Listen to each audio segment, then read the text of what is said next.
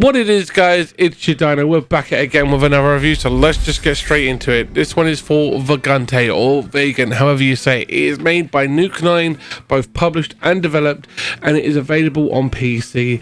As far as I'm aware, as of recording this, there is no release date for any other platforms. I heard there is a rumor that it might be coming to Switch and to Xbox and to PS4 and 5, but I don't know if that's true, so take it with a grain of salt. Let's just get it straight into this one. About the game is the first thing we're going to cover here. It is an adventure game set in a dark fantasy world with monsters and demons and crooks and stuff like that. And despite these dangers, adventurers commonly travel to lands that are full of fame and riches and power. But the rumor has it that there is this cave at the edge of a deep dark wood that is full of unfathomable treasures, and people just keep going there to try and earn a name for themselves, and they just never return. But undeterred by this potential danger, you set out by caravan to investigate. You can play any kind of character that is available through the progression, and they are Knight, Rogue, Mage, Wildling, or Houndmaster. You start off with Knight, Rogue and Mage, and as you progress through the game you will unlock more characters that you can play as. The class that you choose does not only change your stats, but it also greatly affects the way the game is played. Knights and Wildlings are more geared towards close quarters combat. Houndmasters have a unique companion based playstyle, and Mages and Rogues can approach the combat in a variety of methods, be it close range and short range, depending on how you spec out your character as you go through the game. The designers of the game believe that the combat in Vegan should be difficult but fair. Enemies and traps won't hurt you unless they look like they should. Damage on contact, a very commonly implemented game mechanic, is not a universal rule in Vegan. Units have attack animations, and players who are skilled enough can evade these attacks, so it has a difficulty scaling. The accessibility of the game is good. You can play this on PC with any controller, it just works. It's really well done, and as far as I'm aware, this is available on PlayStation as well, but I'm just letting you know what I know from recording this. I did get a little message whilst I was recording this saying that it was, but I'm not available to say yes or no. I'm not 100% sure. So I would say if it is available on other platforms, awesome. Give it a go wherever you want to play it. On PC it works just straight out the box. You can use controllers, any kind, Xbox ones, PlayStation ones, Switch ones, even fight sticks will work on this as well, like the 8-bit do one will work perfectly. They've done a great job of it. There is monsters, bosses, different areas, classes, items, shrines, unlockables. There's even shops. They've done a really good job of fleshing out this game in a really nice little retro pixel art style, and I feel that this genre of art design has really flourished and come into its own nowadays.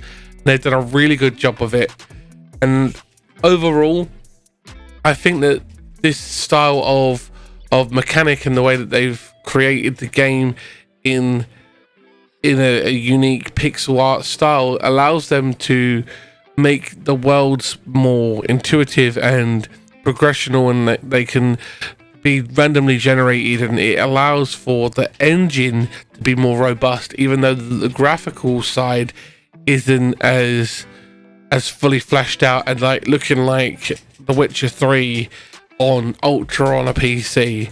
So I think that is a positive, because they're focused on playing the game instead of it looking visually appealing, and mixing out all their time and energy to make the game look good as opposed to making it play good.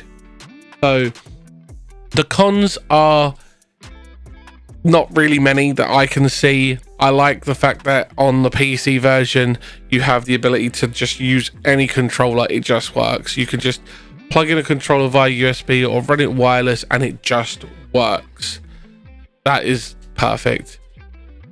The only con I can see is that some people may struggle with this as a game in general.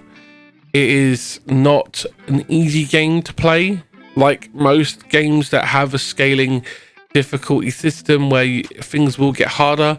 Some people may struggle, but I feel that overall this is a very, very well played game and very well made game that people can enjoy and have a lot of fun with.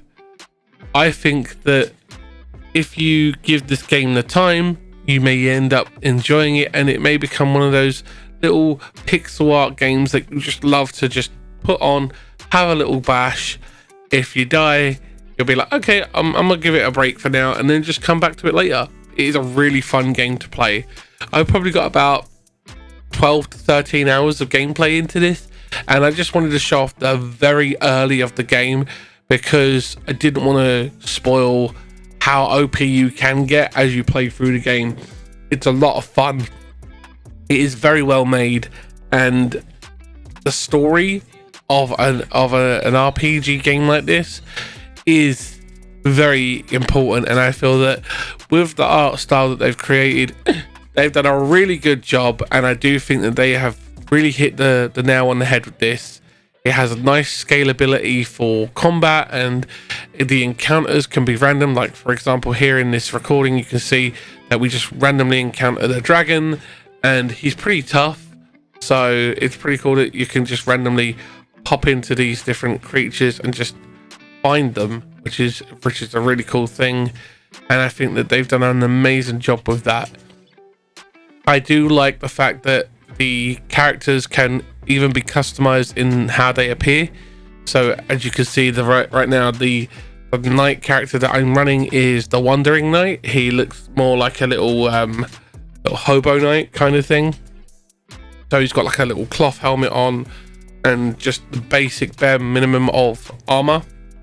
But as you go through, you can unlock different skin variants of them. So you can make them look different. You can make it look like a full-blown royal knight for the King's Guard kind of thing.